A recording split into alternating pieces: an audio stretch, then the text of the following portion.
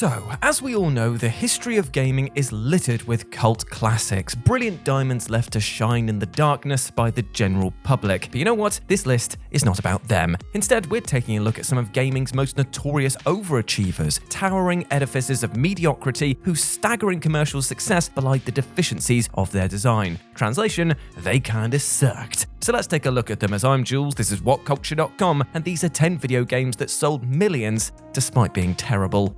Number 10. Wii Music. The mid to late noughties was a golden period for rhythm games. The likes of Guitar Hero and Rock Band saw gamers across the world strutting their stuff and living out their rockstar fantasies in the comfort of their living rooms. Naturally, Nintendo wanted to get in on the action in their own idiosyncratic way. Unfortunately, this particular brand of idiosyncratic genius was less the Beatles and more John and Yoko. Wii Music suffered from two big problems. One was its inescapable air of cheapness, from the low-tech graphics to the public domain songs that made up the majority of its tracklist, and the other was total lack of immersion. Guitar Hero and its ilk succeeded because playing on their peripherals created a genuine sense of engagement with the music. Wii Music, on the other hand, simply asked players to half-heartedly swing their Wii controller around in a vague approximation of whichever instrument you were tasked with playing. This had all of the immersion of waving a baguette at home and pretending you were conducting the London Symphony Orchestra, with the downside being that you couldn't eat the Wiimote afterwards. Number 9. Shadow the Hedgehog. There is no greater indicator of emo's power in the mid-noughties than the fact that Shadow the Hedgehog managed to sell millions of copies. Now, Shadow the Hedgehog may not be the worst Sonic game ever made. The glitch-filled bestiality promoting Sonic 06 definitely holds that dubious distinction, but it's definitely located somewhere near the bottom of the Sonic barrel. As well as its posturing, try-too-hard attitude, Shadow suffers from the same bugbears that affect pretty much all of the worst Sonic games, chiefly a camera that actively avoids showing you important information and overly sensitive controls making the protagonist move like an absolute pinball. Unfortunately, Shadow also adds its own bitter twist to the toxic Sonic formula, and that is guns. The gunplay in Shadow really is utterly hopeless, as the lock-on constantly fails to distinguish between friend and foe, and the aforementioned camera problems see the player having to constantly fire at off-screen targets. It says something that Shadow the Hedgehog never received a sequel despite selling millions. Sega knew that they got lucky with this Hedgehog's first and so far last game and wisely quit while they were ahead. Number 8. Aliens Colonial Marines.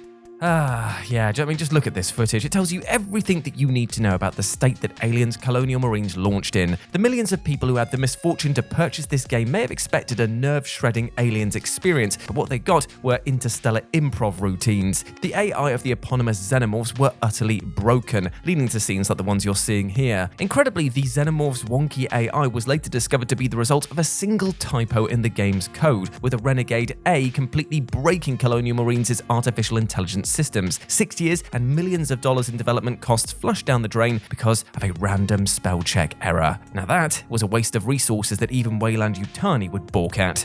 Number 7. Hey You Pikachu.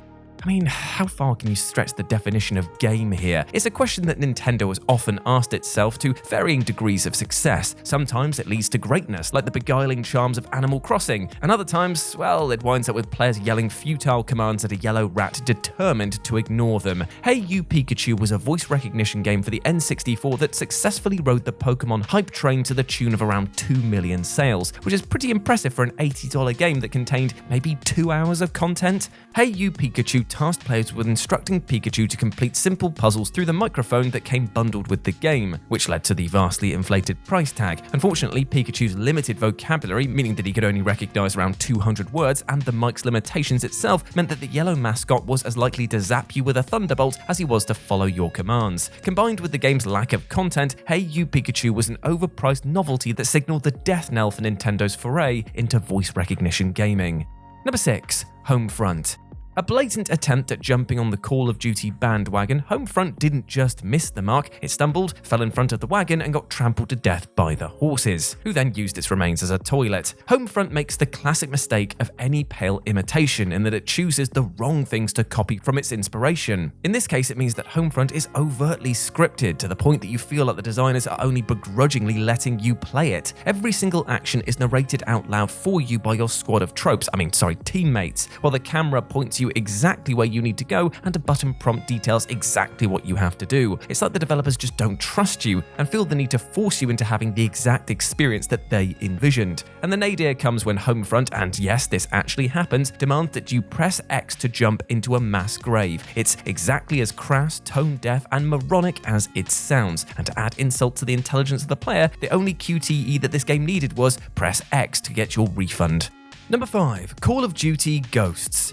And speaking of Call of Duty, here's the point where the franchise just went off the rails. A jumbled mess of a game, COD Ghosts had no idea what it wanted to be. The game's marketing promised a campaign focused on guerrilla warfare and stealth, hence the ghosts of the title, as you sneaked around America to thwart the bad guys du jour. So naturally, the first mission ends with more explosions than a Michael Bay movie, and the finale involves flying into outer space and firing a sci-fi doomsday weapon. What? Ghosts just felt like a game made in a hurry, a hodgepodge of different half-baked ideas and themes just all thrown together in the hopes that something would stick. Take Extinction as an example, a twist on the traditional COD Zombies mode. Extinction replaced the undead with extraterrestrials for no adequate reason. It was a change for the sake of change, and COD quickly went back to the zombies in all future installments, which rather sums up Ghost's lack of impact on the franchise. Although it sold tens of millions and ended on a massive cliffhanger, COD's publishers have made no sign that Ghost 2 will ever be forthcoming. Number 4. Resident Evil 6. And speaking of franchise low points, here's Resident Evil 6. Thinking about it, Resident Evil 6 and COD Ghost actually have a lot in common. They're both regarded as one of the worst games in their series, they both suffer from overstuffed, messy campaigns, and they both somehow sold in the tens of millions. Playing Resident Evil 6, the first thing that strikes you is the weightlessness of the combat. Enemies take far too many bullets to go down, and there's no sense of impact in any of your weapons. Every battle feels like a childhood play fight with that one friend who refused to admit that they were dead, usually through some sort of force field bullshit. The second thing that you'll notice is that Resident Evil 6 would have benefited enormously from, well, just being cut in half. The 4-campaign single player is easily 2 campaigns too long, and Chris and Jake's stories contain the worst gameplay in Resident Evil history. Chris's story is a dull slog, and Jake's is so badly designed it will actively annoy you. A midlife crisis in video game form, Resident Evil 6 saw Capcom embarrass itself trying to ape the trends of the time. It didn't work, and Capcom thankfully took the series back to its roots for the rather stellar Resident Evil 7. Number 3. KINECT Adventures. In video games, as is the case in so much of life, timing is everything. For a golden minute, Microsoft's KINECT looked like it was going to be the next big thing in gaming, a body tracking device that promised a shining future of controller-free gaming. But it turned out to be a buggy, barely responsive novelty item that was quickly discarded when the depths of its flaws became apparent. Unfortunately, millions of people fell for the hype, resulting in the woeful KINECT Adventures making its way onto this list. A pack-in game bundled with the KINECT itself, KINECT Adventures was clearly meant to be seen as the next Wii Sports, a minigame compilation designed to show off the possibilities of the new hardware. Unfortunately, whatever magic pixie dust Nintendo used on the Wii Sports title was clearly in short supply with this one. Like the aforementioned Hey You Pikachu, KINECT Adventures is less a game and more of a showcase for a semi-functioning piece of tech. 2 hours of limb flailing let most gamers see everything this title had to offer, at which point the game itself began gathering dust alongside the KINECT. Number 2. Grand Theft Auto: The Trilogy. So in 2020, we saw CD Projekt Red's infamous RPG, aka Cyberpunk 2077, become the biggest piñata of the video games industry. And November 2021 saw gaming outlets far and wide absolutely batter Take-Two's disastrous revival of the PS2-era Grand Theft Autos. And with good reason. Far from being the definitive editions promised in the title, the remasters made each game actively worse. Characters were given hideously ugly redesigns, iconic songs from the soundtracks were cut for licensing reasons, and the game's remastered weather effects were legitimately worse than the 2004 originals. And that's not even mentioning the bizarre glitches or the genuinely insulting Switch port. And yet, despite all of that, Take-Two reported that the remasters exceeded sales projections, with up to 10 million copies reportedly having been sold. Now, the GTA games themselves have always held a dim view on humanity, and if that many people willfully parted money for this dumpster fire of a collection, then you can see why. And number 1, FIFA Legacy Editions. So here's a true story. If you look up FIFA 22 on Nintendo eShop, there is only one picture available in the preview gallery, which begs the question, what are EA trying to hide? Is it the mannequin-like character models, the lack of modes, or the fact that EA have been releasing the exact same game for 5 years? And that's not hyperbole, by the way. The FIFA Legacy Editions use the same engine that powered FIFA 2017, with only the team rosters and outfits changing every year. While other consoles get engine updates and new modes every year, Switch players get a reskinned version of a 5-year-old game. The FIFA Legacy Editions are endemic of everything wrong with the games industry, a cynical, effort-free cash grab that nevertheless makes millions every year. The only way that the Legacy Editions could be more insulting is if EA started bundling them with NFTs showing their shareholders laughing at you all the way to the bank. And there we go, my friends. Those were 10 video games that sold millions despite being terrible. I hope that you enjoyed that, and please let me know what you thought about it down in the comments section below. And you can go follow me over on Twitter at RetroJ.